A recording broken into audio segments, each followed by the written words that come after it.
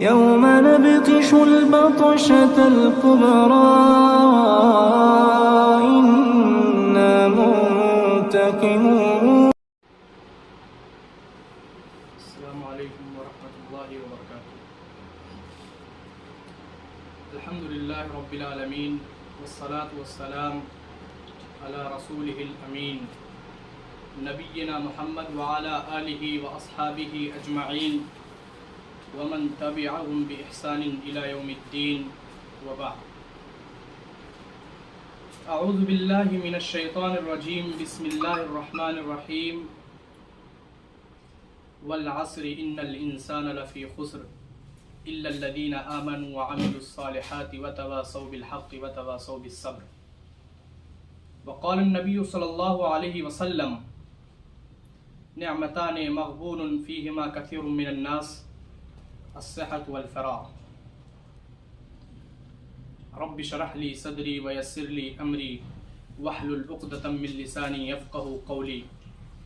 رب زدني علما رب زدني علما اللهم ربي زدني علما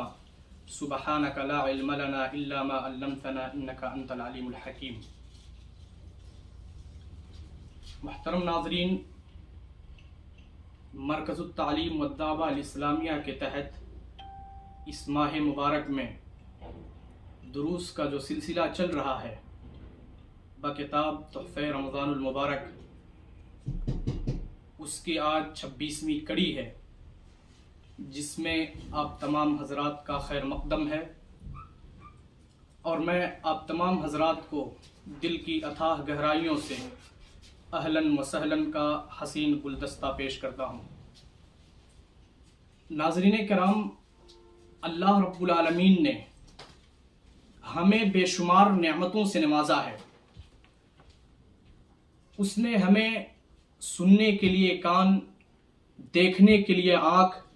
بولنے کے لیے زبان، سمجھ اور بوجھ کے لیے دماغ جیسی عظیم نعمت سے نوازا ہے. اللہ رب العالمین کے ہم پر اتنے احسانات اور اس کے اتنے انعامات ہیں،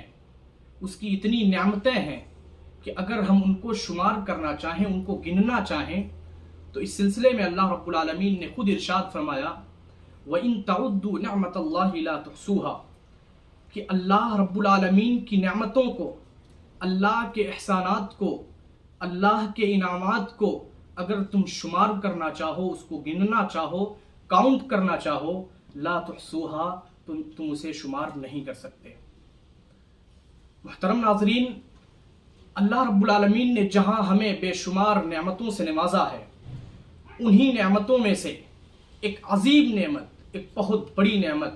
اللہ نے ہمیں وقت جیسی عظیم نعمت دی ہے. ہمیں اللہ رب العالمین کے اس نعمت کی قدر کرنی چاہیے. یوں تو عام دنوں میں ہم وقت کی قدر کرتے ہیں اور کرنا چاہیے، ہم پر ضروری ہے، لیکن اس ماہ مبارک کے اندر ہم پر واجبی طور پر ہم اگر جان لیں کہ ہم اس ماہ میں زیادہ سے زیادہ وقت کی قدر کریں، قیام اللیل کا اہتمام کریں، روزے رکھیں. اللہ رب العالمین نے اگر ہمیں یہ ماہ عطا کیا ہے، ہم اس ماہ کے اندر زیادہ سے زیادہ اللہ رب العالمین سے دعا کریں، اپنے گناہوں کی معافی تلافی کرائیں. ناظرین کرام، اگر آپ اندازہ لگائیں تو آپ کو پتہ چلے گا وقت ایک ایسی نعمت ہے، ایک ایسی چیز ہے جو اللہ رب العالمین نے ہر کسی کو برابر دیا ہے. امیر ہو، غریب ہو، مسلم ہو، غیر مسلم ہو، معاشرے اور سوسائٹی کے اندر بسنے والے ہر انسان کو اللہ رب العالمین نے وقت جیسی عظیم نعمت سب کو ایک برابر دیا ہے. بس فرق اس کے استعمال کا ہے. جو شخص جیسا استعمال کرتا ہے اس کا پھل وہ ویسے پاتا ہے. اس لیے آپ اگر دیکھیں کہ جو معاشرہ، جو سوسائٹی، جو جماعت، جو قوم وقت کا صحیح استعمال کرتی ہے،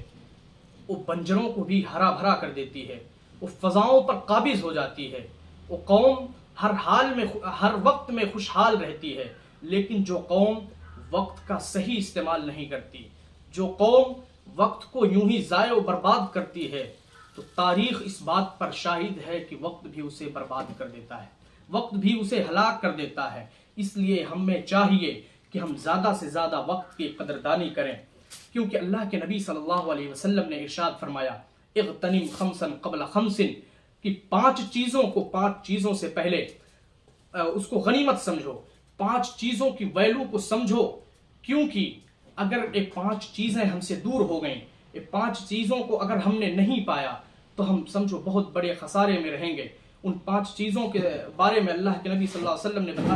ارشاد فرماتے ہوئے فرمایا شبابک قبل حرمک، ان میں سب سے پہلی چیز ہے کہ جوانی کو بڑھاپے سے پہلے غنیمت سمجھو، جوانی کی اہمیت کو سمجھو، کیونکہ جوانی ایک ایسا دور ہوتا ہے، اس کو عہد شباب کہہ لیں، ایک ایسا دور ہوتا ہے جس میں انسان پوری طاقت پر، پورے شباب پر ہوتا ہے، انسان جو چاہے کر سکتا ہے۔ اور اس سلسلے میں اللہ تبارک و تعالیٰ اللہ کے نبی صلی اللہ علیہ وسلم نے فرمایا کہ شعب النشا فی عبادت اللہ، کہ کل قیامت کے دن جس دن کوئی سایہ نہیں ہوگا سوائے اللہ کے عرش کے، اور اللہ کے عرش میں جن 7 خوش نصیب لوگوں کو سایہ نصیب ہوگا، ان میں ایک وہ نوجوان ہوگا جس نے اپنی جوانی کو رب کی عبادت میں گزارا ہوگا، جس نے اپنی جوانی کو دیوانی نہیں بنائی ہوگی، جس نے اپنی جوانی کو رب کے سامنے عبادت میں گزارا ہوگا، جوانی کے عمر میں اللہ رب العالمین کے سامنے اپنے پیشانی کو خم کیا ہوگا، یوں ہی چوراہوں پر بیٹھ کر مٹر گشتیوں میں نہیں گزارا ہوگا، اللہ رب العالمین کے عرش کے سائے میں اس جوان کو بھی سایہ نصیب ہوگا۔ اس لیے اس جوانی کی اہمیت کو سمجھو، اس جوانی کی قدر کرو، اس سے پہلے کہ بڑھاپا آ جائے۔ اسی طرح سے اللہ کے نبی صلی اللہ علیہ وسلم نے فرمایا وَصِحَّتَكَ قَبْلَ سَقْمِكَ، کہ صحت کو، تندرستی کو غنیمت سمجھو اس سے پہلے کہ انسان بیمار ہو جائے، کیونکہ صحت ایک ایسی چیز ہے جو انسان کو کبھی کبھی میسر ہوتی ہے۔ انسان بیمار ہو جائے تو بہت ساری عبادات کو انجام نہیں دے پاتا۔ اگر آپ کے پاس صحت ہے، آپ صحت و تندرستی والے ہیں، تو آپ اپنے رب کے سامنے اپنے پیشانی کو جھکا سکتے ہیں، آپ زمین پر سجدہ کر سکتے ہیں، لیکن نہ جانے اگر اللہ نہ کرے ایسا ہو آپ بیمار ہو جائیں، صحت و تندرستی آپ سے چھن جائے، آپ بیمار پڑ جائیں، آپ سے قوت طاقت ختم ہو جائے اور آپ اپنے رب کے سامنے اپنی پیشانی کو خم نہ کر پائیں، تو پھر آپ کے لیے محرومی کی چیز ہے۔ اس لیے اللہ رب العالمین کے اس دیے گئے نعمت کو، یعنی تندرستی کو، جس کے بارے میں اللہ کے نبی صلی اللہ علیہ وسلم نے فرمایا تھا نعمتان مغبون فیہما کثیر من الناس الصحہ والفراغ، کہ 2 نعمتیں ایسی ہیں جس کے سلسلے میں لوگ بہت غافل ہیں، اس سلسلے میں لوگ لاپرواہی سے کام لیتے ہیں، ان میں سے ایک صحت ہے اور دوسرا خالی وقت۔ اس لیے ہمیں صحت کو بھی غنیمت سمجھنا چاہیے بیماری سے پہلے۔ اسی طرح سے تیسری چیز ہے وَغِنَاكَ قَبْلَ فَقْرِكَ، کہ مالداری کو فقیری سے پہلے، مالداری کو غریبی سے پہلے غنیمت جانو۔ جب تک روپیہ پیسہ جیب میں ہے، اپنے ہاتھ میں کمائی ہے، صدقات و خیرات کے کام انجام دو، زیادہ سے زیادہ اللہ رب العالمین کے راستے میں خرچ کرو، کیونکہ اللہ کے نبی نے فرمایا تھا کہ غریبی سے پہلے مالداری کو غنیمت سمجھو۔ اسی طرح سے چوتھی چیز ہے وَفَرَاغَكَ قَبْلَ شُغْلِكَ، کہ خالی وقت کو مشغولیت سے پہلے، بزی ہونے سے پہلے اس کو غنیمت جانو، کیونکہ انسان کے پاس جب خالی وقت ہوتا ہے تو زیادہ سے زیادہ اللہ کی عبادت کر سکتا ہے، اور مشغولیت میں وہ بہت ساری چیزوں کو چھوڑ دیتا ہے۔ اس لیے اللہ کے نبی صلی اللہ علیہ وسلم نے فرمایا کہ مشغولیت سے پہلے خالی وقت کو غنیمت سمجھو۔ اسی طرح سے آخری چیز فرمائی اللہ کے نبی صلی اللہ علیہ وسلم نے وَحَيَاتَكَ قَبْلَ مَوْتِكَ، کہ اپنی زندگی کو غنیمت سمجھو موت سے پہلے، کیونکہ یہ زندگی جو ہے، اس زندگی کو اللہ رب العالمین نے ہمیں اس لیے دیا ہے تاکہ ہم اس زندگی میں رہ کر آخرت کی زندگی کے لیے، جو ہمیشہ کی زندگی ہے، اس زندگی کے لیے کچھ سامان مہیا کر لیں، اس کے لیے کچھ زیادہ راہ ہم بنا کر رکھ لیں،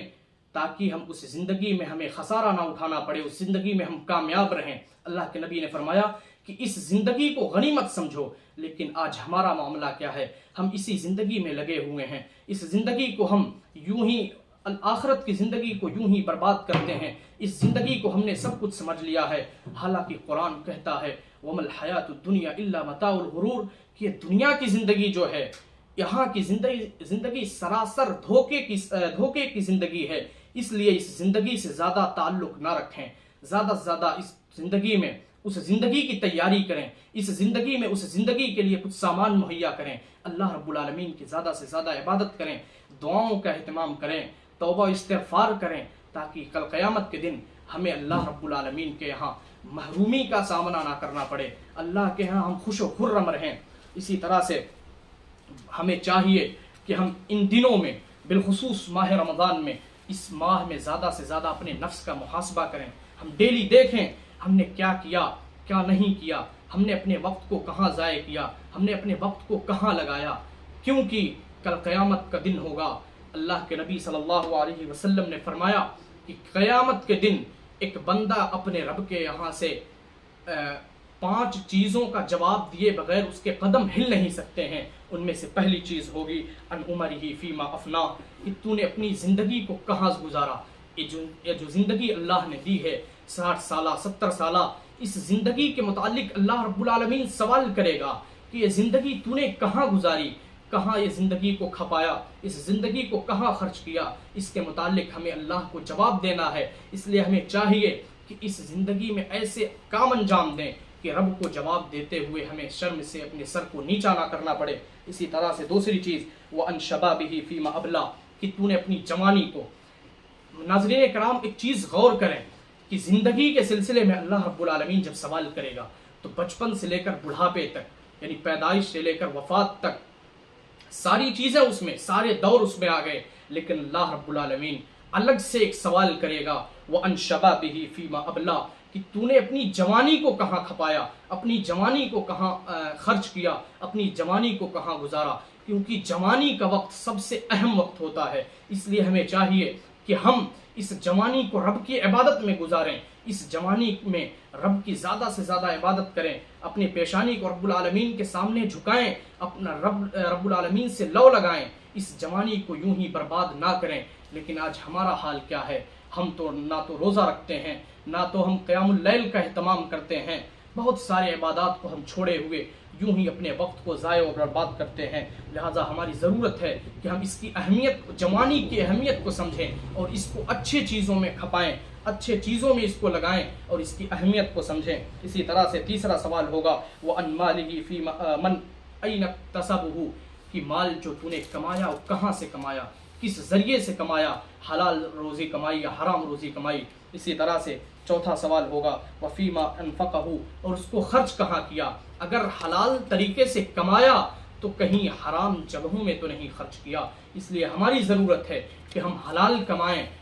اور حلال جگہوں میں ہی خرچ کریں۔ اسی طرح سے پانچواں سوال ہوگا ماذا عمل فیما علم، کہ جتنا جانا اس کے مطابق عمل کتنا کیا۔ خطبات کے اندر، دروس کے اندر آپ کو علماء کرام بتاتے رہتے ہیں اس علم کے مطابق کہاں تک عمل کیا۔ صرف مسئلہ مسائل پوچھ کر اسی پر ہم رک گئے یا ہم اس کے مطابق عمل بھی کیے۔ اس لیے ہماری ضرورت ہے کہ ہم ان تمام چیزوں کو دیکھتے ہوئے زیادہ سے زیادہ اللہ رب العالمین کا بالخصوص اس ماہ میں عبادت کریں، اللہ رب العالمین کی، اللہ رب العالمین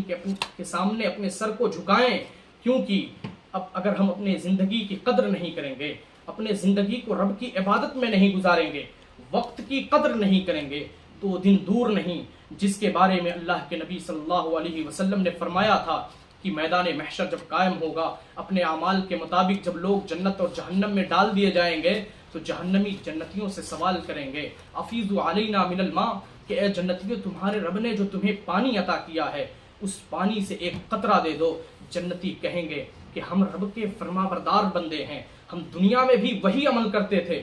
جو اللہ کا حکم جس پر اللہ کا حکم ہوتا تھا، اور ہم آخرت میں بھی وہی کریں گے جس کا رب نے ہمیں حکم دیا ہے۔ رب نے پانی ہمیں دیا ہے، ہم کسی اور کو دینے کے لیے تیار نہیں۔ جب جہنمی دیکھیں گے کہ میرا بھائی، میرا رشتہ دار مجھے ایک قطرہ، ایک بوند پانی دینے پر تیار نہیں، تو کہیں گے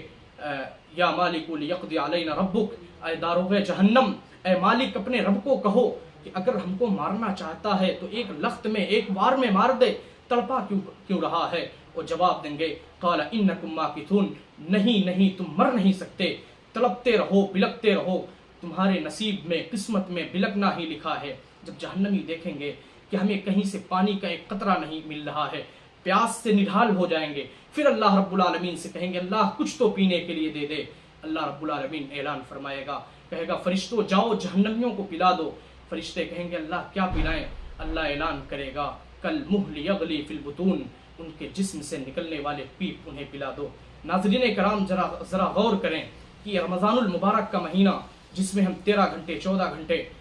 پیاسے رہتے ہیں، رب کے خاطر روزہ رکھتے ہیں، پیاس کی شدت ہم سے برداشت نہیں ہوتی، افطار کے وقت تک ہماری حالت بالکل ختم ہو جاتی ہے،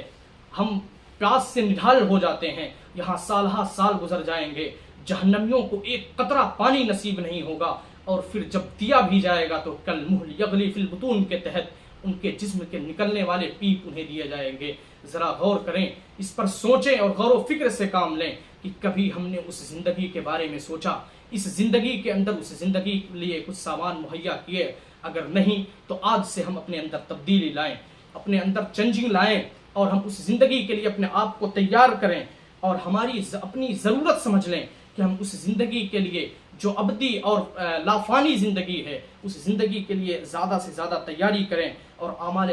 صالحہ کا زیادہ سے زیادہ ذخیرہ